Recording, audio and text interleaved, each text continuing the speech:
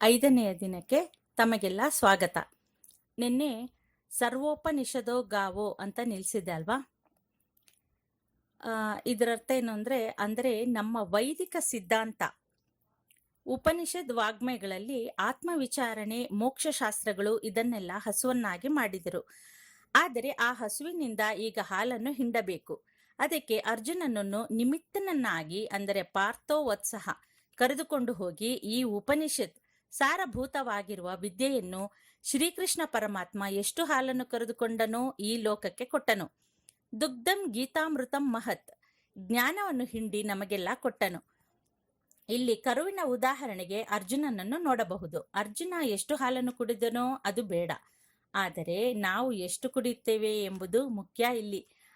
ಇದರಲ್ಲಿ ಇನ್ನೂ ರಹಸ್ಯವೇನೆಂದರೆ ಯಾರ ಪಾತ್ರೆ ಎಷ್ಟು ದೊಡ್ಡದಿದೆಯೋ ಅಷ್ಟನ್ನು ಮಾತ್ರ ನಾವು ಕುಡಿಯುತ್ತೇವೆ. ಆದರೆ ನಮ್ಮಲ್ಲಿ ಎಷ್ಟೋ ಜನ ಭಗವದ್ಗೀತೆ ಪುಸ್ತಕವನ್ನು ದೇವರ ಕೋಣೆಯಲ್ಲಿ ಇಟ್ಟು ಪೂಜೆ ಮಾಡಿ ಹೂವು ಇಟ್ಟು ಎಲ್ಲ ಮಾಡುತ್ತಾರೆ. ಇದರಿಂದ ಯಾವುದೇ ಲಾಭ ಇಲ್ಲ.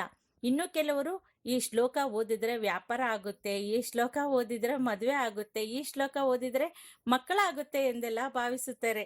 ಇಂತಹ ಮಹಾನ್ ಗ್ರಂಥವನ್ನು ನಮ್ಮ ಈ ಲೌಕಿಕ ಉಪಯೋಗಕ್ಕೆ ಎಲ್ಲ ಇಳಿಸುತ್ತೇವೆ. ಇದಕ್ಕೆಲ್ಲ ಅಜ್ಞಾನವೇ ಕಾರಣ.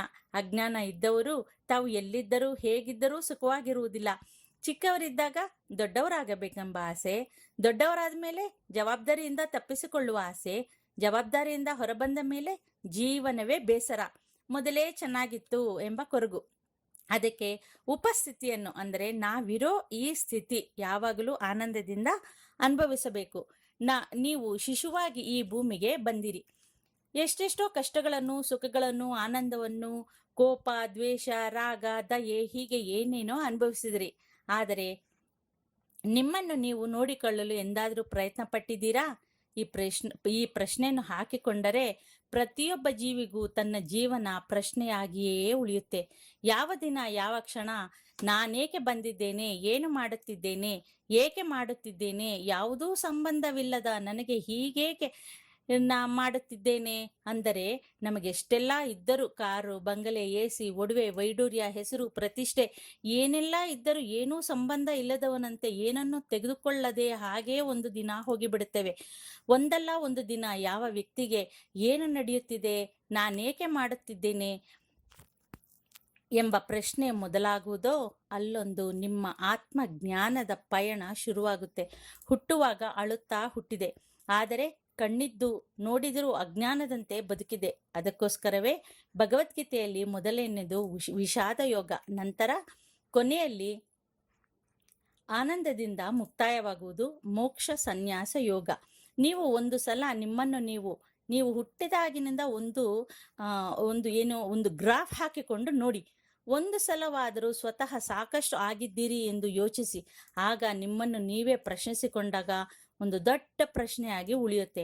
ಈಗ ಆಗಿರುವ ದೌರ್ಭಾಗ್ಯವೇನೆಂದರೆ ಎಲ್ಲಾದರೂ ಭಗವದ್ಗೀತೆ ಕೇಳಿಸಿಕೊಂಡರೆ ಆ ಕಡೆ ಹೋಗಬಾರದು, ಅಲ್ಲಿ ಯಾವುದೋ ಸಾವು ಸಂಭವಿಸಿದೆ ಎನ್ನುವ ಮಟ್ಟಕ್ಕೆ ನಾವು ಇಳಿದಿದ್ದೇವೆ.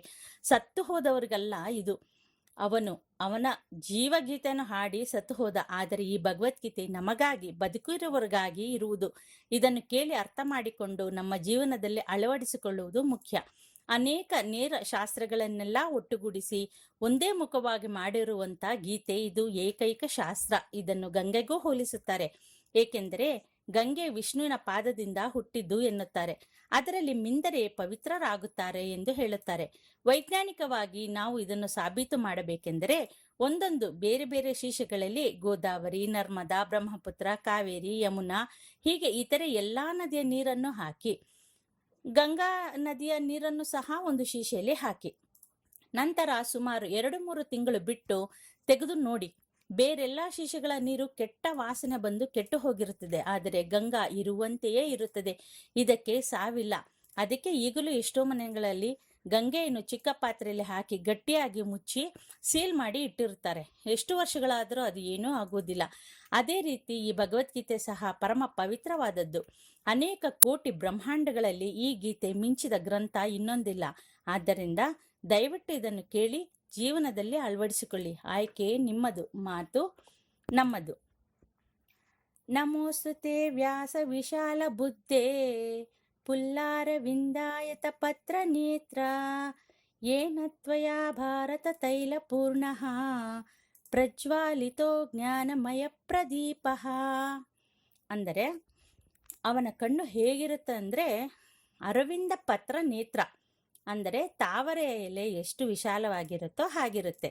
ಅಷ್ಟೇ ಅಲ್ಲ, ನೋಡುವ ದೃಷ್ಟಿ ಕೂಡ ಒಂದು ರೀತಿ ಅನ್ಟೈಮ್ಡ್ ವಿಷನ್ ಆಗಿರುತ್ತೆ. ಅಂದರೆ ತಾವರೆ ನೀರಿನಲ್ಲಿದ್ದರೂ ಕೂಡ ಹೇಗೆ ನೀರು ಅಂಟಿಸಿಕೊಳ್ಳದೆ ಇರುತ್ತೋ ಹಾಗೆ ಪ್ರಪಂಚದಲ್ಲಿದ್ದರೂ ಸಹ ಪ್ರಾಪಂಚಿಕ ಕಣ್ಣು ಬೀಳದ ಹಾಗೆ ಪರಮಾತ್ಮನ ದರ್ಶನವೇ ಹೊಂದುತ್ತಿರುತ್ತಾನೆ.